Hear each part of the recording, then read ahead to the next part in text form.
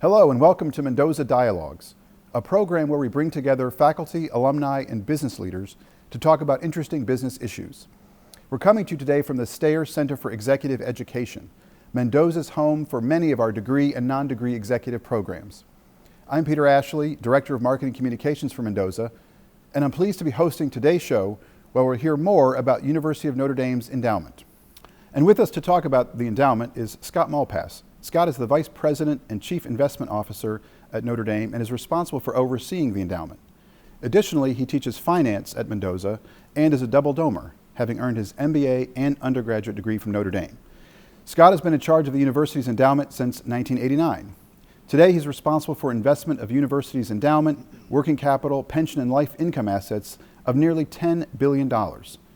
He works closely with the investment committee of the university's Board of Trustees to partner with the most sophisticated investment organizations throughout the world. The Notre Dame endowment is the 12th largest in American higher education and is the largest among any Catholic university. It's truly a pleasure. Thank you so much for being here. Thank you, Peter. Nice to be with you. So, Scott, before we get into too much of the details of the endowment, I wonder if you could spend a couple minutes telling a little bit about your background and what drew you into wanting to do this type of work. Well, I was fortunate to come to Notre Dame, where, of course, although I was a science major, I had a great faculty, a lot of electives. I had a chance to explore a lot of different courses. And I love the analytical aspect of science, to be honest, the exploration aspect. I started watching the markets a little bit more, even though I was a science major. And then sort of early my senior year, I said, I think I'm going to go to business school and really explore that more. And so I came back to Notre Dame, got my MBA, and had the opportunity to work on Wall Street that summer at an internship at the Irving Trust Company at One Wall Street. It was the 13th largest commercial bank at the time. And just had a great experience, really started learning about the markets and investing and what makes a good investor. And that really got me started. Interesting. So what brought you back to Notre Dame and ending up managing our endowment and for such a long time? Well, it's interesting. Irving Trust was the custodian for the Notre Dame endowment. And I had known my predecessor, who was actually a Holy Cross priest. He was also rector of the graduate dorm where I lived, so I actually knew him. But then being on Wall Street and Irving being the custodian for the endowment, I had a chance to learn more about what they were actually doing. And that really got me excited. And they were looking to expand the office, and I was brought back in 1988. And my predecessor decided to leave and pursue other opportunities about 9 months later. So I took over about 9 months after I joined at age 26, and I still can't believe they made me Chief Investment Officer. But I had a great mentor in Bob Wilmuth from our Board of Trustees, who was chairman of the investment committee, who really helped us really get this thing going. And it's been a lot of fun. So you've been managing it this entire time? Yes. Wow. Yes. So I think most people have a general understanding of what an endowment is just on the surface level, but I'd love to hear a little bit more about what Notre Dame's endowment is really used for, how it's put together, and why it's so critical for the university that it's managed so well. I really think of endowments as kind of the eighth wonder of the world. I think it's just a fabulous concept to raise money, have a permanent fund that you try to grow over time that throws off income or earnings to various beneficiaries throughout campus. And so prudent management allows us to have higher spending from the funds over time. And when I first came here, I think the endowment spending was maybe 10% of our operating budget, and now it's approaching 30%. So the impact of endowment growth over time, new endowments through fundraising, and prudent fiscal management has really impacted Notre Dame in terms of the opportunities we have for our students and faculty. So $10 billion, that's quite an endowment. And some people might wonder, hey, why do we even have to charge tuition? Because, wow, we have this $10 billion endowment. And I think helping people understand why you can't spend it all down. Yeah, now remember, endowments are mostly restricted by the donors. Over 90% of most endowments are restricted for scholarship funds, for your senior faculty, endowed shareholders. Most academic programs have some endowment supporting them. Athletics, the library, student clubs and activities, the band has an endowment, the Glee Club. So most of the time the endowments are restricted by the donor to a specific purpose, typically something that they enjoyed while they were a student at Notre Dame. And they wanted to fund and give back. So it's not like we can just take pieces of it and use it for whatever we want. That's actually predetermined by the donors, the alumni and donors and Friends of Notre Dame. That's interesting, thank you. And $10 billion, probably in the time we've been talking, we've made $2 million more on the endowment. So given that something is being done right, and I'm wondering if you could share, obviously not in detail, but just what's the Notre Dame philosophy for managing the endowment, and how is that different from how maybe other universities manage an endowment? We've had great leadership, okay? We've had tremendous alignment from our board of trustees, through our administration, to me, and to my team. There's been a sense that we want to do this right. We have fiduciary duty to do this right. Our donors are going to have more confidence in what we do if we do this in a sophisticated manner. So that alignment, the first thing I would say is just that incredible alignment and support about how this is going to be done, and it's going to be excellent. We've had great leadership in our board. The two chairs of the investment committee that I've worked with, Bob Wilmoth and Jay Jordan, and Jay's been chair now for 20 years. Really a remarkable tenure. Most chairs of these committees of the board actually rotate over time, but this one does not, because they know that when you have a philosophy, an investment philosophy and strategy, the stability in that leadership is really important. And Jay's a real talent, and you're not going to find a Jay Jordan every day. So to have Jay available to help us for this length of period of time has been a huge blessing to the university. So that the talent of the investment committee has been, and the support from the investment committee. The third thing I'd say is my team. I have a great team.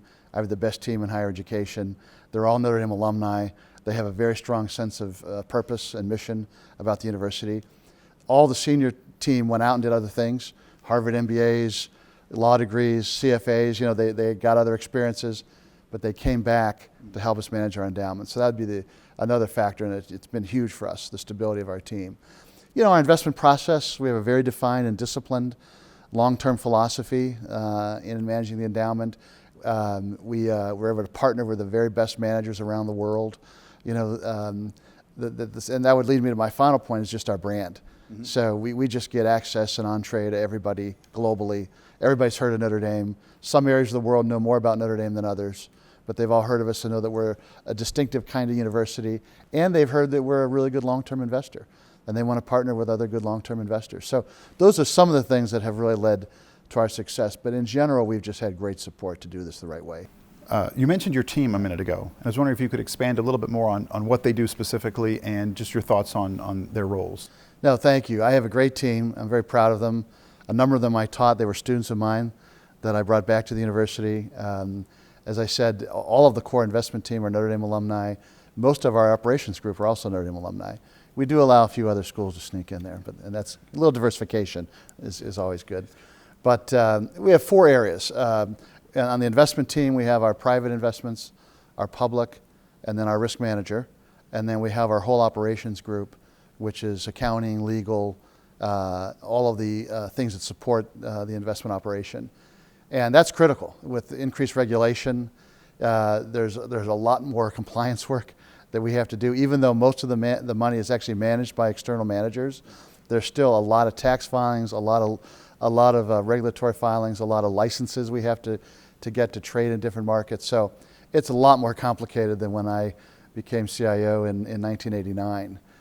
So what was the endowment when you were brought on? Well, it was like $425 million, and it was at that time it was a fairly plain vanilla portfolio. The funds had done well, but it was not diversified. It had a very low amount of international investments, although not a lot lower than people had at that time. That people weren't doing as much international. I think we had about 10% international in those days, and we're about 40% today. And about half of that today is emerging markets. So we really have had to beef up our team and their expertise and qualifications. The private team does all the venture capital and buyout funds and real estate and private energy investments. If we have commodities, they would do that. The public team is doing all of the long only and long short equities around the world, different kinds of hedge funds. We do distressed credit hedge funds, event arbitrage, event driven. Depending on the market environment, there can be an array of different funds we do there. And then risk management is the fourth area. And in today's environment, you really need someone rolling up all of those different exposures we have, what geographies we invest in, how much leverage we have in the underlying funds, which for us is modest, but you still have to know all of that, what currency exposures we have, monitors the volatility of the funds over time, all the different statistical risk measures. So we have pretty elaborate risk reports today. And you need that when you have a $10 billion fund and you're diversified and you're a global investor and you're doing a lot in alternatives, which we do. So it's a great setup, and we have great leadership, a tremendous analyst program. We hire some of the kids from the classes I teach. They're tremendous, they're very talented. Some will stay with us for longer periods of time, and then some will go on to business school or join one of our partners, one of our investment partners at some point. But they're very bright kids and really help us support the teams right out of school. So I do have a great team, and I'm very proud of them. So you talked about, when you were talking about your team, you mentioned how much has changed. I was wondering if you could share a little bit about what has changed the most over the past 30 years, or some of the biggest changes you've seen in the process of managing an endowment. Well, I will tell you, my job has changed dramatically. One of the things I love about my work, and part of the reason I've continued to do what I do, is I'd say every 4 or 5 years I feel like I have a completely different job. There's been so much growth in the capital markets and globally. Look what's happened in China, in Brazil, in India, in Africa. Just tremendous growth in the capital markets. A lot of new financial innovations, and derivatives and different tools and ways of implementing exposures and different strategies. So you're always learning. There's always a constant amount of material you need to really become an expert on. So the intellectual stimulation of keeping up with investment strategies it really is a lot of fun, and it just keeps you really interested, in the work, and it's because it's always evolving. As I mentioned, we're a global investor, so we get out, we talk to people all over the world. I think we talk to about 800 investment firms a year, and at least half of those are probably overseas. I lived a couple of months in London last spring. We're really thinking about having a more permanent office overseas at some point. We're considering London would probably be the top contender. It's such a crossroads of business activity.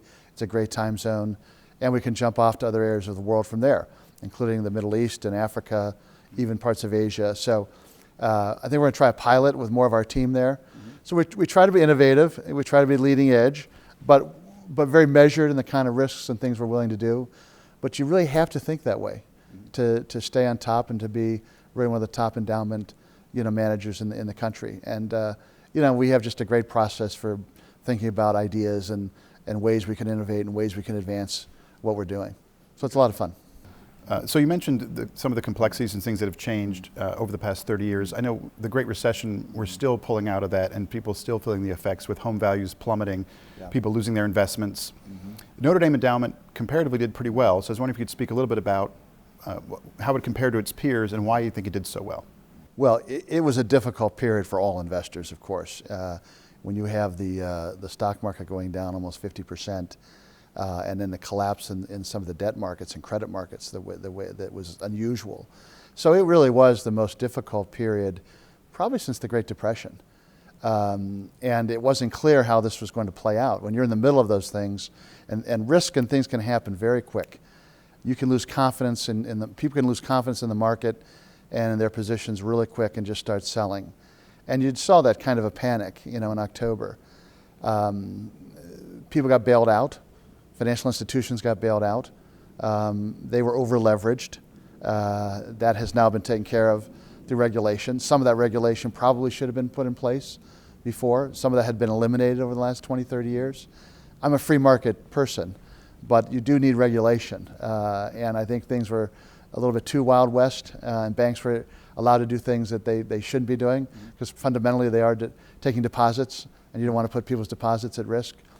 But they also provide liquidity and help the capital markets. And by the way, the capital markets help interest rates stay lower. Consumer funding is lower. You have home loans, car loans, et cetera. Those interest rates will be lower if you have liquidity and credit availability. So they play a really important role, obviously, in the development of the economy. And in fact, I would say our very strong financial institutions historically is one of the reasons the United States has been the greatest economy in the world, and ultimately the most powerful country in the world. So there's been huge benefits to it, but things got carried away, and so investors had to deal with that. By the way, I should mention, there are crises in the markets every 4 to 5 years anyways. You go back to the 90s, you had the peso devaluation, the ruble devaluation, the Asian crisis, we had the dot-com bubble bursting, and then we had the housing bubble. There's been crises every few years. This one was particularly particularly bad. But again, we have good diversification. We have really quality managers, really quality partners. We don't stretch. We don't leverage at the fund level. So we weren't doing things to try to reach. We take a longer term perspective about risk. And we have good liquidity. You know, we keep good liquidity in our fund. We also have tremendous fundraising. So there's inflows. Unlike let's say a private foundation that's typically set up by an entrepreneur who's done well, and then they set up a foundation. There's often not new monies to those, and some of them even just spend down over time once the purpose for which they're established is finished. We don't have that, right? So we're constantly growing. We're ambitious institutionally. We're always adding programs and faculty and expertise. So we're ambitious as a fund, and we need to grow it. But we're going to grow within a certain risk framework that we're comfortable with institutionally. So those were some of the reasons we came. We did about the median for that year, about the median of the endowment universe, which was pretty good considering we had done much better than that group historically. So to sort of in the up markets to really excel, and then the down market to be kind of the middle, is a nice risk return profile. And then we've rebounded very strongly since then. We're way past our prior high, even pre-crisis. So thank you. So I wonder if you could share a little bit about what you're looking for in an investment partner, and when you're looking to make a decision, what's your criteria and what are you really looking for? Yeah, so fundamentally we're trying to analyze what are some of the big trends in the world.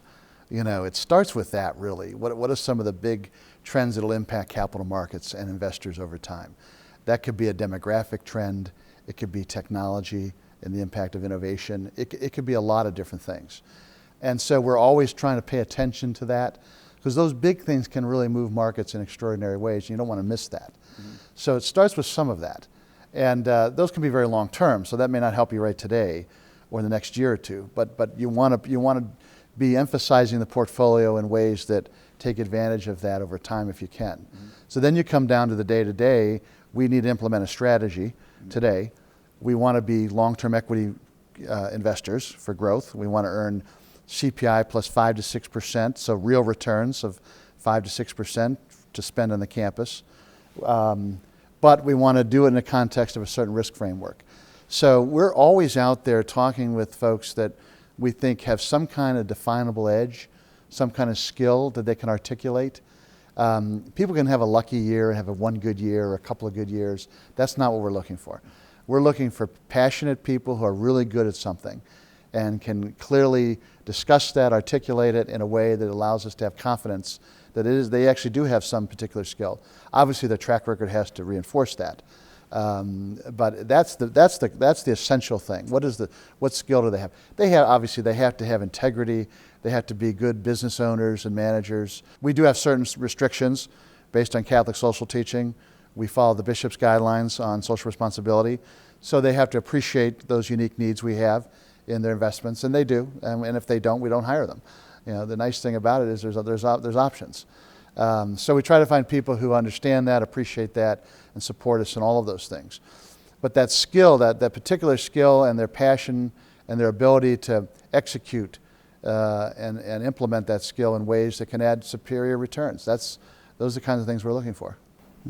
One question around impact investing, if I could ask. I know that's sort of a hot topic now. Yeah.